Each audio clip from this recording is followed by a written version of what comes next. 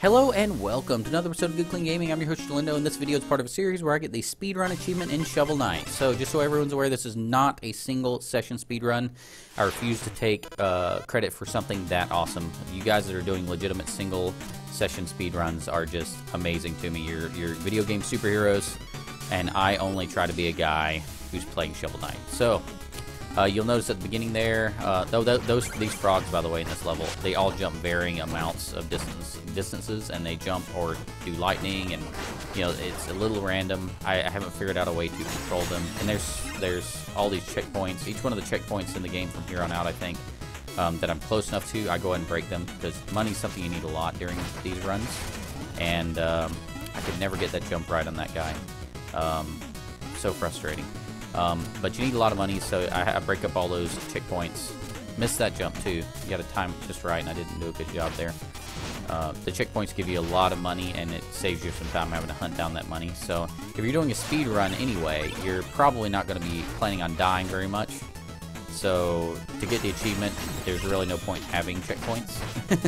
I think later in the game I actually do use the checkpoints because I have plenty of time. You only have to beat the game in an hour and 30 minutes. And I think I had like a spare half hour getting close to the end, and I just, you know, started using some of the checkpoints when they were convenient instead of having to, you know, redo the whole level in perfection.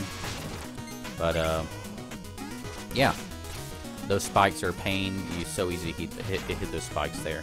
Pretty much any level that has spikes, I hated, because it would just mean that there's a chance that, you know, no matter how much health you had, no matter how perfect your run was going, one misstep and you had to start all over, and I hated that. I just couldn't stand it.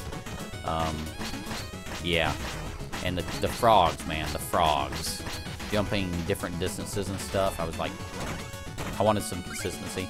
I'm sure the really good speedrunners could actually get them to jump the right distance and everything in the right time.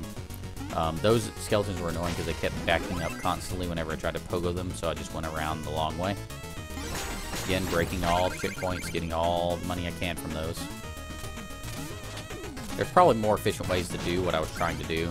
I actually watched a lot of speed running, and tried to use their strategies for each floor and each screen, just so I knew the fastest way. I figured the fastest way to get out of a screen, the fastest way to get through a level, would pretty reliably be the right way for me.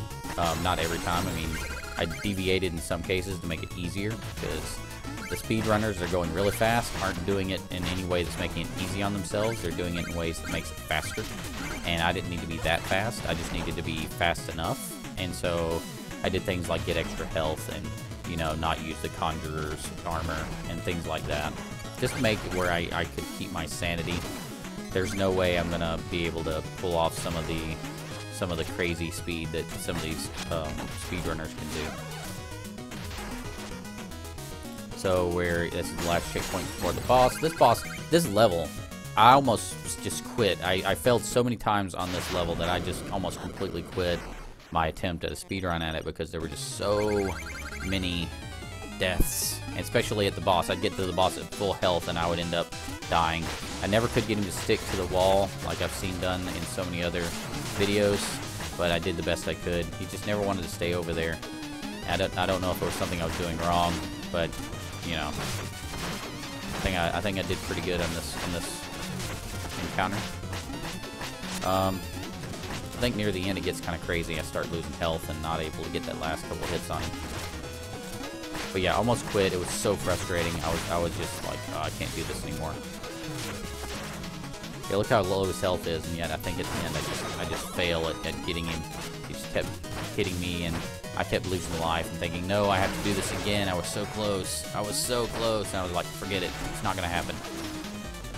That's coming. I'm like, oh no, don't let it happen. And I just, if you watch there, I just randomly assumed he'd be there based on the angle that shadow was coming by, and I was like, he's got to be there. I got to take him down, and I did, and it worked.